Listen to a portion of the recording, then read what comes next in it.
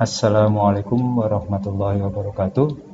Apa kabar? Semoga Allah senantiasa melimpahkan keselamatan, kesehatan, dan kesejahteraan bagi kita semua. Amin. Jumpa lagi dengan saya, Yusuf Alma, dalam mata kuliah Manajemen Produksi dan Operasi. Kali ini kita akan masuk ke pembahasan desain atau perancangan produk dan jasa.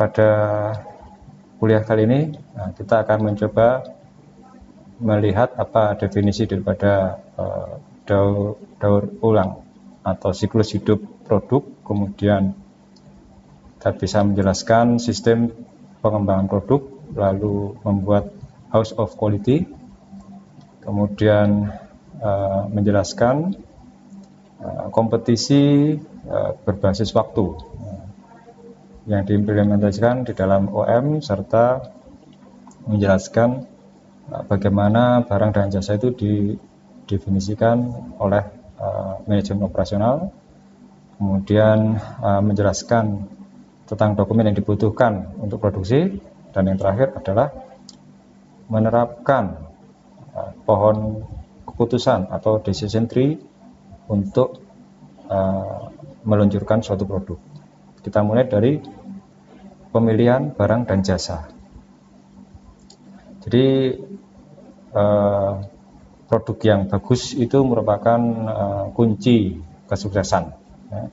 Dan untuk memaksimalkan potensi dari kesuksesan tersebut, maka perusahaan itu fokus atau konsentrasi pada beberapa produk saja, ya. Jadi kemudian setelah fokus pada beberapa produk, kemudian mereka akan konsentrasi penuh pada produk tersebut. Misalnya Honda, ya. Honda, kita tahu Honda itu fokusnya itu kompetensi dasarnya dia adalah mesin. Jadi hampir semua penjualan Honda, ya, baik itu mobil, motor, generator, kemudian bahkan mesin pemotong rumput, itu semua berdasarkan teknologi mesinnya. Demikian juga Intel yang fokus pada mikroprosesor, dan Michelin yang fokus pada ban, ya. Meskipun demikian, karena banyak daripada produk ini terbatas, ya, bahkan mempunyai siklus hidup yang bisa diprediksi, maka perusahaan harus selalu mencari produk baru untuk dirancang, dikembangkan, kemudian diluncurkan di pasar, ya. Maka di sini seorang manajer operasi ini harus punya komunikasi yang bagus dengan customer, ya, kemudian juga dengan produk, proses, dan juga dengan supplier, ya, seperti itu. Di sini kita bisa lihat contoh dari beberapa perusahaan, yaitu 3M, ya. 3M itu dia menghasilkan bagaimana dia menghasilkan 30% dari profit itu dari produk yang dikenalkan 4 tahun yang lalu. Jadi setelah 4 tahun lalu baru dia mulai mendapatkan profit. Kemudian juga dengan Apple, ya. Apple juga sama. Jadi dia mendapatkan 60% dari pendapatan produk yang diluncurkannya 4 tahun yang lalu, ya, seperti itu. Sehingga produk baru ini tidak bisa diabaikan, ya. Dan di sini kita bisa lihat pada gambar ini itu ada beberapa perusahaan yang memimpin, ya, leading companies, ya. Dan itu mendapatkan porsi dari penjualannya atau pendapatan yang substansial itu dari produk yang dipasarkannya 5 tahun yang lalu. Ya, di sini kita bisa lihat, ya, di sini ini adalah persentase penjualan dari produk baru, ya. Nah, kalau industrinya leader, maka dia bisa mendapatkan sampai 50%, hampir 50%, ya. Tetapi industri-industri yang bukan leader, maka dia akan mendapatkan di bawahnya, seperti itu, ya. Jadi di sini semakin besar persentase penjualan yang dia peroleh selama 5 tahun terakhir, maka kemungkinan besar dia akan menjadi leader pada industri tersebut, ya, seperti itu. Kemudian jadi meskipun demikian, meskipun penting untuk meluncurkan produk baru, tapi tidak semuanya produk baru itu juga bisa berhasil gitu ya. Nah, maka seleksi produk, kemudian definisi dan perancangannya itu akan terjadi, ya. Dan bahkan mungkin bisa ratusan kali, ya, seperti itu, ya, sebelum akhirnya produk tersebut bisa sukses. Ya. Contohnya adalah DuPont. Ya, DuPont itu dia perlu 250 ide, ya, hanya untuk memunculkan satu produk yang marketable atau yang bisa diserap oleh pasar, ya. Maka operation manager dan organisasi ini harus membangun kultur atau budaya, ya, yang mana dia harus bisa menerima risiko dan mentoleransi kesalahan, ya, gitu ya. Sehingga mereka akan mempelajari, ya, atau mereka akan mendapatkan pengalaman untuk mengakomodasi ide-ide produk baru yang dalam jumlah yang sangat besar. Nah, sementara aktivitas produksi mereka juga harus tetap berjalan, seperti itu, ya. Nah, kemudian suatu strategi produk yang efektif itu akan menghubungkan keputusan produk dengan investasi, kemudian dengan pasarnya, dan juga dengan siklus hidup daripada produk itu, dan juga akan mendefinisikan keluasan daripada lini produk itu. Nah, maka di sini tujuan daripada product decision atau keputusan suatu produk itu adalah membangun atau mendevelop atau mengembangkan dan mengimplementasikan strategi produk yang memenuhi kebutuhan daripada pasar, ya, dengan keuntungan yang kompetitif, gitu ya, seperti itu. Nah, maka produk strategi ini, ya, strategi produk ini akan fokus pada pengembangan keuntungan kompetitif melalui diferensiasi atau pembedaan dengan produk yang lain, kemudian biaya yang murah serta respon yang cepat, ya, tanggap cepat, serta atau kombinasi daripada keduanya. Kemudian pilihan, ya, pilihan strategi produk itu akan mendukung daripada keuntungan kompetitif, ya. Jadi seleksi produk atau pemilihan produk itu merupakan pemilihan suatu barang atau jasa untuk diberikan kepada customer atau kliennya, ya, gitu. Nah, di sini intinya bahwa contohnya adalah rumah sakit, ya. Rumah sakit ini kan dia spesialisasi pada berbagai macam pasien, ya, dan kemudian prosedur medis, ya. Maka manajemen rumah sakit ini perlu memutuskan apakah dia akan membuat rumah sakit itu sebagai rumah sakit umum atau general purpose, atau mungkin dia rumah sakit ibu dan anak, misalnya rumah sakit maternity hospital, atau bisa juga seperti Soldis, ya. Soldis itu merupakan rumah sakit di Kanada yang dia ini mengkhususkan dirinya pada untuk pengobatan hernia, ya, seperti itu. Nah, kemudian setelah memilih produk, berarti dia juga harus memutuskan kira-kira saya akan menjadi rumah sakit yang mana, gitu, ya. Nah, maka organisasi jasa, ya, perusahaan jasa seperti rumah sakit Soldis ini membedakan dirinya, ya, dengan membedakan dirinya dari yang lain itu melalui produknya, ya, seperti itu. Jadi di sini Soldis ini menawarkan produk yang berkualitas tinggi, ya, dan sangat-sangat unik, di mana dia terkenal dengan pengobatan hernia, ya, pengobatan hernia yang mana pengobatannya itu sedemikian efektif sehingga pasien itu bisa pasien itu bisa kembali dalam kehidupan normal dalam waktu 8 hari. Alih-alih rata-rata biasanya rumah sakit ini biasanya 2 minggu, dan dengan komplikasi yang sangat sedikit, sangat minimum ya, seperti itu. Nah, di sini adalah inovasi produk yang bisa dilakukan ya. Di sini ada market, teknologi, dan packaging. Kemudian jadi produk itu hanya bisa berbeda seperti market ya, pasar ya. Jadi misalnya mengubah sepatu hak tinggi seperti biasa itu kemudian menjadi sepatu olahraga, atau teknologi ya, misalnya Samsung bisa mengembangkan HP yang bisa ditekuk ya, atau dari sisi bungkusnya saja, packaging ya. Jadi seperti gambar di kanan ini, maka twist and pour ya. Jadi hanya bungkus saja, wadah cat saja ya, maka dia dibuat wadahnya itu dibuka dengan diputar ya, twist ya, diputar, kemudian dituangkan seperti itu ya. Oke. Jadi ini adalah beberapa contoh produk, inovasi produk gitu kan. Oke.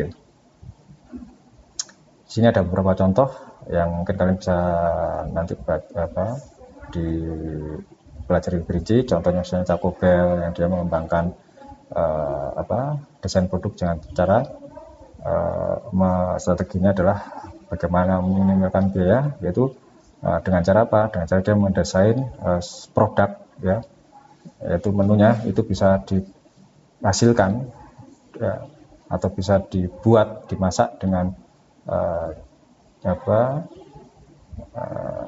karyawan yang sedikit dalam dapur yang sangat kecil ya. Jadi Taco Bell ini adalah perusahaan makanan. Demikian juga dengan Toyota, yang mana dia strateginya adalah rapid response gitu ya, rapid response ya, jadi tanggap cepat ya, dengan cara dia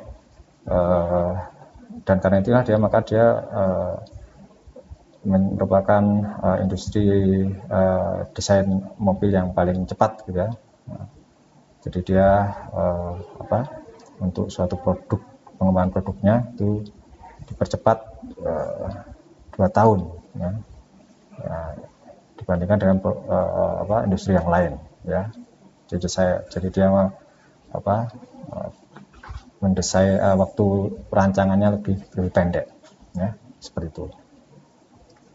Contoh lain misalnya adalah GM gitu kan. GM ini juga sama gitu kan. Jadi dia kolom setirnya. Jadi GM itu kan perusahaan mobil, jadi kolom setir ya. Nah, jadi bagaimana dia merancang produknya, maka ya, dengan mendesain ulang. Jadi hanya mendesain ulang saja, ya, mendesain ulang kolom setir itu lebih sederhana, maka kolom setir yang baru ini membutuhkan part yang lebih sedikit ya, sekitar 30% daripada rancangan sebelumnya ya, seperti itu. Sebagai hasilnya apa? Sebagai hasilnya waktu perakitan, jadi ketika mobil dirakit itu sepertiga ya, jadi sepertiganya dari kolom yang lama, setir yang lama ya. Dan kemudian kualitas kolomnya sendiri, kualitas kolom setirnya sendiri juga 7 kali lipat lebih tinggi ya, lebih kuat 7 kali lipat misalnya gitu ya. Sebagai bonusnya, maka pemesinan di lini yang baru itu biayanya hanya sepertiga daripada, artinya membuat mobil tersebut itu secara total hanya sepertiga waktunya daripada sebelumnya. Oke. Kita masuk ke product life cycle atau siklus hidup produk ya. Ya, di sini jadi siklus produk ini bisa berumur misalnya beberapa hari. Contohnya misalnya adalah t-shirt konsep ya, kan tahu ketika konsep itu mungkin 5 hari atau 3 hari sebelumnya itu sudah booming gitu ya, atau mungkin bulanan misalnya kayak pakaian gitu kan. Kemudian bisa juga tahunan ya, bisa juga tahunan, atau juga dekade seperti Boeing 737 ya, produk yang lama sekali ya. Oke. Berapapun lama waktunya, maka manajer operasi ini punya tugas yang sama, yaitu mendesain atau merancang sistem yang membantu pengenalan produk baru ini berhasil gitu ya. Jadi membantu supaya pengenalan produk baru itu berhasil ya. Oke. Kemudian di sini kita bisa lihat bagaimana siklus pengembangan produk itu ya, siklus hidup produk itu ya. Maka di sini ada mulai dari pengenalan, introduksi, kemudian growth, pertumbuhan, kemudian matang, maturity, kemudian decline ya. Kita bisa perhatikan di sini ada hubungan antara penjual produk yang terjual, kemudian cash flow serta profitnya ya. Dan kita bisa perhatikan bahwa di awal ya, biasanya di awal ketika produk itu baru dikembangkan, itu diintroduksi dan pertumbuhan ini, maka biasanya perusahaan akan mengalami negatif cash flow ya. Jadi cashnya akan banyak tersedot untuk apa? Untuk pengembangan ya, sementara penjualannya tidak seberapa, nanti merangkak ya, seperti itu. Dan ini ketika di titik tertentu, maka nanti semakin banyak yang membeli, maka otomatis nanti biaya pengembangan dan produksinya akan terlampaui. Nah, dari situlah maka dia akan mulai profit ya. Oke. Kemudian strategi daripada siklus hidup ini. Maka sebagaimana manajer operasi itu harus menyiapkan pengembangan produk baru, maka mereka juga harus menyiapkan juga strateginya, baik strategi untuk produk baru maupun produk yang sudah ada. Maka eksaminasi atau evaluasi secara periodik ya, itu diperlukan karena strategi bisa berubah ya ketika produk itu mulai melewati siklus hidupnya ya. Oke, kita lihat di sini siklus hidupnya. Kita mulai dari fase pengenalan ya, karena fase pengenalan ini masih coba-coba ya, fine tune ya, coba gimana pasarnya, apakah mereka suka atau enggak. Ya. Maka pengeluaran yang mungkin terjadi itu bisa jadi yang pertama adalah research atau penelitian ya, kemudian yang kedua adalah pengembangan produknya, ketiga adalah modifikasi prosesnya dan perbaikan prosesnya, dan yang keempat adalah pengembangan hubungan baik dengan supplier ya. Contohnya Ipun ketika pertama kali dikenalkan, maka dia masih mempelajari orang-orang masyarakat itu sukanya apa sih gitu ya. Masih ditentukan. Tapi pada saat yang bersamaan maka dia juga masih melanjutkan produksi barang yang lama ya. Kemudian masuk ke fase pertumbuhan, di mana di fase pertumbuhan ini perencanaan produk itu mulai stabil ya, kemudian dan juga diperlukan forecasting ya, atau peramalan kebutuhan kapasitasnya ya, secara efektif ya. Nah, maka itu bisa dilakukan dengan menambahkan kapasitas ya, lalu juga bisa memperbesar kapasitas yang ada ya. Menambah kapasitas atau memperbesar kapasitas yang ada. Kemudian masuk ke fase matang ya, fase matang. Maka di sana mulai muncul kompetitor, pesaing ya. Sehingga produksinya harus inovatif dan harus sudah banyak high volume ya. Kemudian biaya yang mungkin muncul ya, itu harus dikendalikan ya, harus diperbaiki. Kemudian seharusnya sudah di fase ini sudah harus berkurang biayanya gitu, cost controlnya. Kemudian pengurangan juga daripada pilihan-pilihan kemudian paring down of the product line. Jadi produk lainnya, lini produknya juga sudah mulai apa, berkembang ya. Nah, gitu. Kemudian di fase penurunan atau decline ya, dimana di sini mungkin harus manajemen harus jahat juga gitu, harus istilahnya harus sangat istilahnya harus tegas gitu ya. Kecuali kalau siklusnya sudah mulai akhir gitu kan. Nah, kenapa? Karena produk yang turun, siklus hidupnya mulai turun ini dia biasanya adalah produk yang sudah nggak bagus gitu kan, yang mana tapi masih harus diinvestasi gitu kan. Nah, maka terkecuali produk yang mati tadi itu punya kontribusi yang unik gitu ya, terhadap reputasi perusahaan itu atau terhadap reputasi pada lini produknya ya, atau produk-produk yang sejenis.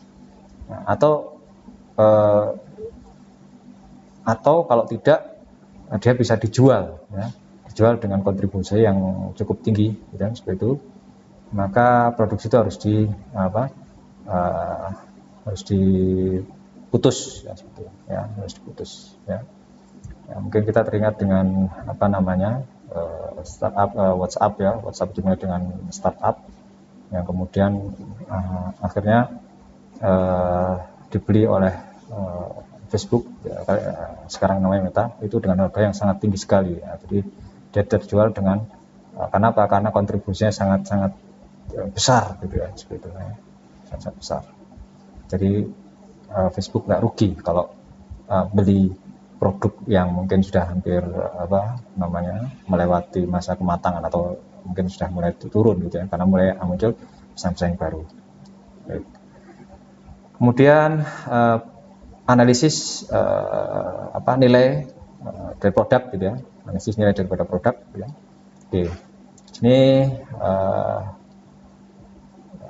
di sini kita akan analisis value nilai berdasarkan produk itu bisa menggunakan seperti halnya prinsip Pareto ya, yang dikembangkan untuk produk mix ya, atau bauran produk. Jadi yaitu resource atau sumber daya yang diinvestasikan yang sangat kritis ya, yang diinvestasikan sedikit tapi kritis, bukan yang banyak tapi sedikit-sedikit seperti itu ya. Jadi yang sangat kritis saja. Maka analisis nilai berdasarkan produk ini atau product by value analysis ini akan mendaftarkan atau beberapa produk itu akan muncul gitu kan ya, dengan urutan menurun, descending order ya, yang mana itu akan menandakan kontribusi dolar mereka ya, kontribusi dolar untuk masing-masing produk itu terhadap perusahaan ya. Dan juga dia juga akan memunculkan juga kontribusi dolar secara tahunan ya, total. Jadi kontribusi dolar tiap produk serta kontribusinya selama setahun gitu, anual ya, seperti itu ya. Kemudian laporan daripada hasil analisisnya akan dipakai oleh manajemen untuk mengevaluasi strategi yang yang memungkinkan untuk setiap produk ya, seperti itu ya. Dan itu juga akan termasuk misalnya dia akan menambah cash flow ya, yaitu dengan cara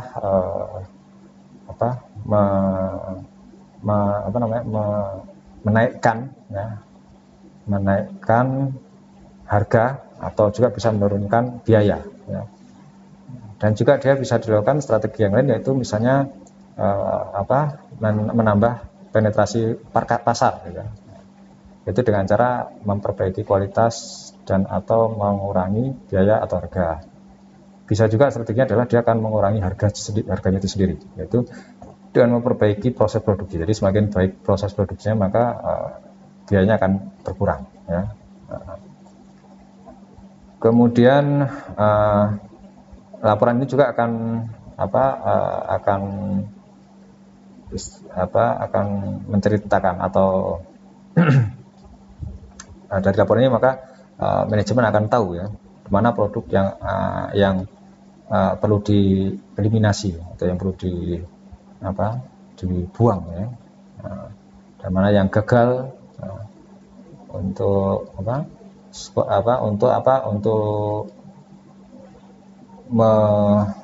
menjadi pijakan daripada investasi ya dalam riset dan pengembangannya atau untuk pembelian equipment-nya ya, seperti itu ya. Oke. Lalu kita masuk ke mengenerate new product. Jadi membuat atau memunculkan produk baru. Jadi dilema yang dihadapi oleh manajer adalah mereka harus fokus untuk memanage atau mengelola apa yang sudah ada dalam perusahaan itu ya supaya bergerak maju ya. Demikian hingga tapi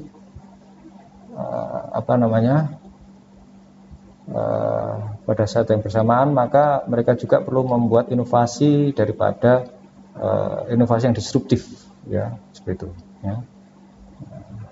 Jadi pada saat dia sudah harus fokus untuk mengelola perusahaan ya, baik itu mengembangkan kompetensi dasarnya, kemudian mendengarkan apa yang diinginkan oleh customer, lalu investasi pada teknologi yang ada, maka itu akan yang dilakukan itu akan menjauhkan mereka dari proses inovasi disruptif yang baru. Jadi karena fokus ke hal lain maka hal yang ini jadi terabaikan. Apa itu yang terabaikan? Yaitu bagaimana melakukan inovasi yang disruptif ya gitu ya. Karena produk itu akan hilang gitu kan. Sementara produk yang sudah ada juga harus dibongkar atau mungkin diganti gitu ya. Tapi perusahaan itu juga bisa mendapatkan pendapatan dan profit itu dari produk baru ya. Maka mau nggak mau dia harus melakukan seleksi produk, definisi dan merancang ya secara kontinu ya, ya. Nah, misalnya di sini misalnya kayak sehingga orang itu akan mengenal ini dia adalah penghasil produk yang bagus. Contohnya apa? Contohnya kopi gitu. Orang kalau bicara kopi pasti yang diingat adalah Starbucks. Kalau bicara sirkus maka dia bilang Cirque du Soleil atau apalagi banyak ya seperti itu.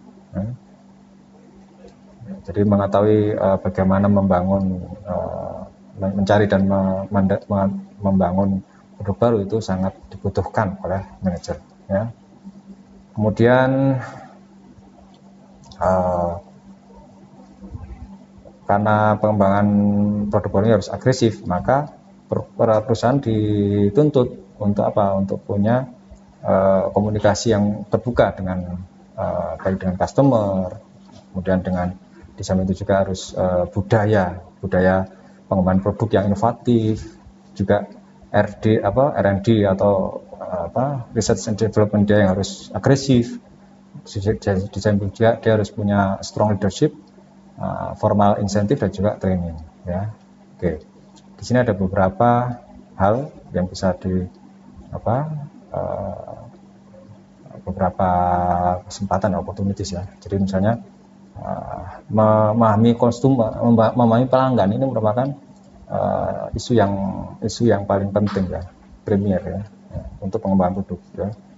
Dimana banyak produk-produk yang penting ya, komersial itu awalnya dia dipikirkan bahkan dibuat prototipnya oleh pemakai bukan oleh produser ya, seperti itu ya. maka produk ini akan kemungkinan besar dia akan menjadi lead user, ya. Apa itu lead user? Jadi produk ini dibangun oleh lead user. Apa itu lead user? Lead user itu adalah perusahaan, organisasi atau individu yang dia sudah terdepan, ya. Dia sudah terdepan di pasar ya untuk produk itu, dan dia juga mempunyai kebutuhan untuk lebih jauh lagi, ya, dibandingkan dengan user pada umumnya, ya, seperti itu. Kemudian aspek lain adalah perubahan ekonomi. Jadi perubahan ekonomi akan membawa pertumbuhan, ya, tingkat affluence pada jangka panjang, tapi siklus ekonomi dan harga akan berubah untuk jangka pendek. Maksudnya seperti apa sih? Jadi misalnya kayak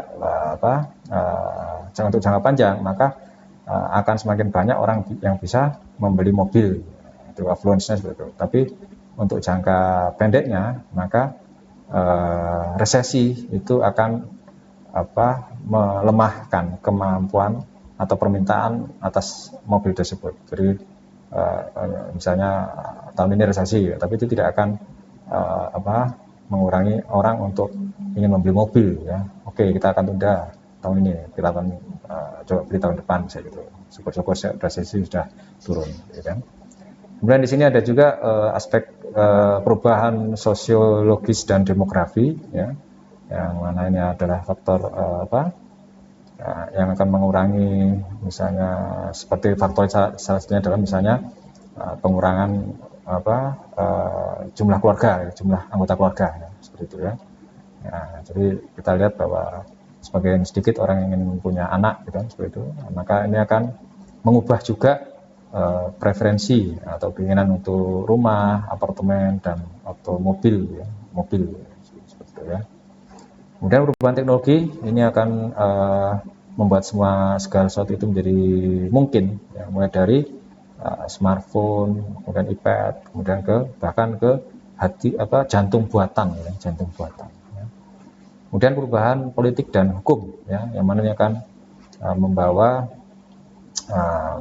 misalnya perjanjian perdagangan, ya, kemudian tarif, dan juga apa yang dibutuhkan oleh pemerintah.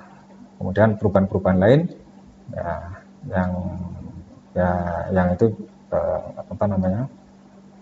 lewat praktek yang terjadi di pasar, kemudian standar profesi, dan juga dipengaruhi oleh supplier atau pemasok dan juga distributor, ya, seperti itu. Baik, kita masuk ke pengembangan produk, ya. Di sini ada sistem pengembangan produk, ya, di mana strategi produk yang efektif ini akan menghubungkan keputusan suatu produk dengan fungsi bisnis yang ada, ya. Maka strategi produk yang efektif itu akan menghubungkan antara research and development-nya, kemudian bagian teknisnya, marketing, dan juga finance atau keuangan, ya. Oke. Jadi kita tahu bahwa perusahaan pasti akan membutuhkan cash, ya, untuk pengembangan produk, ya, dan perusahaan juga harus memahami pasarnya dan juga tahu SDM yang dia butuhkan, ya. Maka dibangunlah sistem pengembangan produk ini akan menentukan tidak hanya menentukan kesuksesan produk saja, tapi juga akan menentukan masa depan daripada perusahaan. Jadi dengan dibuat sistem pengembangan produk, maka tidak hanya sukses produknya, tapi juga akan menentukan masa depan daripada perusahaan. Figur 5.3. Nah, di sini kita bisa lihat langkah-langkah pengembangan produk, gitu, ya. Oke. Kemudian di sini nanti di gambar itu nanti kita akan melihat bagaimana produk itu akan melewati serangkaian langkah, gitu, kan, ya. Serangkaian langkah yang masing-masing itu punya kriteria evaluasinya, kemudian penyaringannya, tapi juga memberikan informasi yang bisa dipakai untuk langkah berikutnya, ya. Maka mengidentifikasi, ya,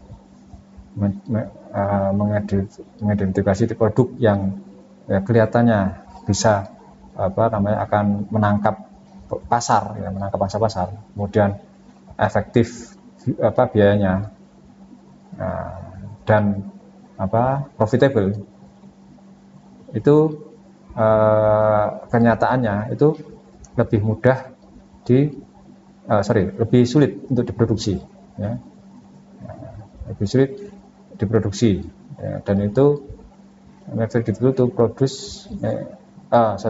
Ini maksudnya, jadi kita punya barang yang mana dia itu kayaknya barangnya kok bisa akan banyak di dapat pasar yang besar lah, ya. Kemudian sangat biayanya efektif, profitable, tapi dia susah dibuat, nah gitu ya, susah dibuat, very difficult to produce, maka bisa jadi dia malah akan gagal dibandingkan suksesnya. Oke. Mari kita lihat langkah-langkah pada pengembangan produk, ya. Di sini kita bisa lihat, ya. Jadi dari konsep, ya, yaitu idenya bisa dari mana saja, kemudian diuji kelayakannya apakah perusahaan itu punya kemampuan untuk menjalankan ide-ide ini, ya, gitu ya. Maka di sini kita bisa lihat di masuk kuning itu, jadi kalau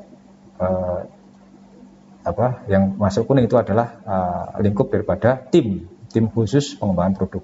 Kalau yang di atas itu masih di luarnya, ya, di luar tim tersebut. Maka di sini maka setelah uji kelayakan, kita bisa, perusahaan mampu, maka barulah tim pengembangan produk ini bekerja, yang mana dia akan mencari tahu, ya, apa sih yang dibutuhkan oleh customer, ya. Kemudian setelah itu dia akan masuk ke scope atau lingkup daripada desain dan tim teknis, ya, tim teknis dan tim desain. Jadi tim teknis dan desain ini merupakan bagian dari tim pengembangan produk, yaitu dia akan mulai seperti apa sih fungsinya, ya. Jadi dia akan mulai spesifikasi, ya, spek daripada spek fungsional itu seperti apa, kemudian spek produknya dan apakah ini bisa dibuat manufacturability, ya. Kemudian mulai masuk ke desain review, ya, review desain, ya. Apakah produk spesifik produk ini merupakan yang terbaik yang bisa memenuhi keinginan konsumen, ya. Nah, kemudian diuji di pasar, ya, diteskan, ya, sampling, ya, apakah ini memenuhi ekspektasi pada customer, ya, calon pembeli. Nah, maka ini adalah lingkup daripada tim teknis dan perancangan. Maka di sini akan kembali lagi ke tim pengembangan produk, ya. Maka dia mulai dikenalkan di pasar, ya, yaitu akan melakukan training, promosi, ya, training orang-orang yang perlu mengenalkan produk baru ini, promosi, kemudian memilih kanal apa, TV, radio atau apa, kemudian dievaluasi apakah sukses, ya, seperti itu. Kemudian ada yang namanya quality function deployment, ya, atau QFD.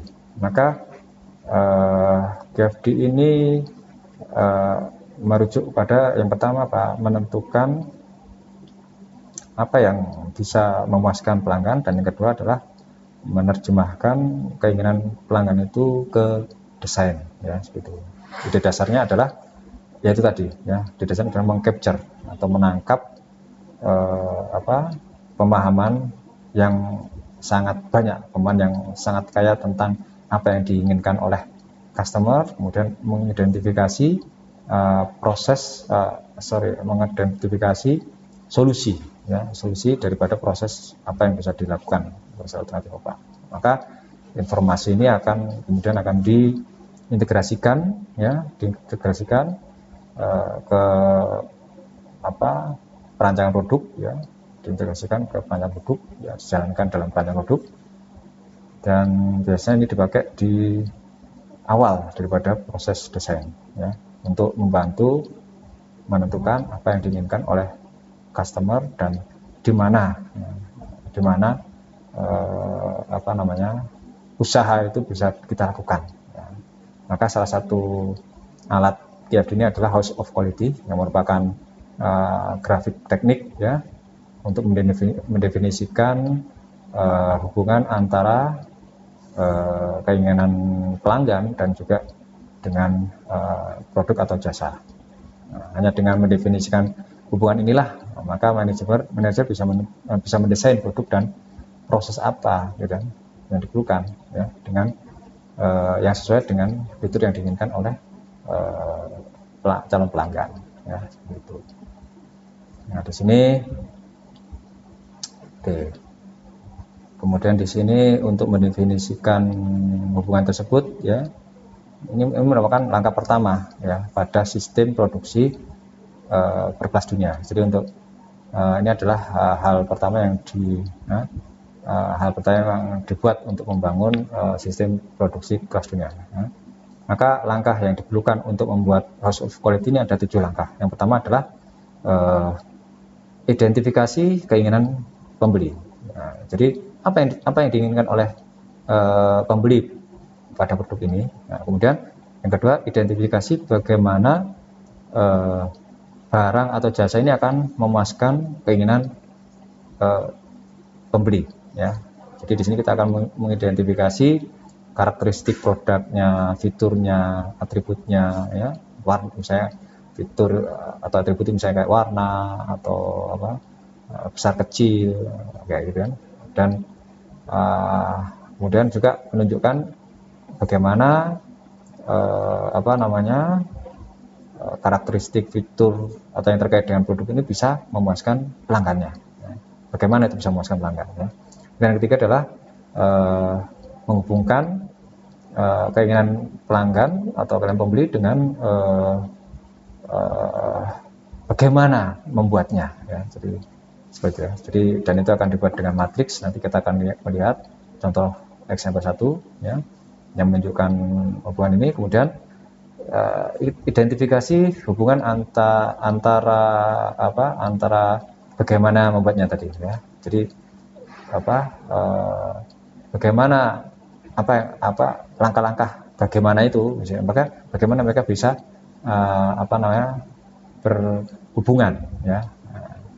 Misalnya ada hubungan yang kuat antara kebutuhan arus listrik yang rendah dengan autofocus, ya, dan juga auto exposure, dan juga jumlah piksel. Nah, kenapa? Karena autofocus, auto exposure, dan number of pixel ini membutuhkan arus listrik, ya, dan itu akan ditunjukkan di bagian atap atau roof, ya. Oke. Yang kelima, kita kembangkan rating, ya, rating kepentingan, ya. Jadi bagaimana seberapa penting, gitu ya, seberapa penting fitur ini, ya kan. Nah, dan dibobot, ya, dibobot. Jadi customer akan melakukan pembobotan, juga termasuk seberapa penting itu dari sisi kita juga, ya, seperti itu. Kemudian yang keenam, mengevaluasi produk sejenis atau produk saingan, ya. Bagaimana produk saingan kita itu memenuhi keinginan pembeli, gitu, ya, seperti itu, ya. Dan ini akan dilakukan di kolom kedua di sebelah kanan, ya, seperti itu, ya. Yang mana ini berdasarkan riset pasar sebelumnya. Dan terakhir, menentukan atribut teknis yang dikehendaki, ya, termasuk bagaimana kinerja perusahaan kita, kemudian bagaimana kinerja kompetitor. Oke.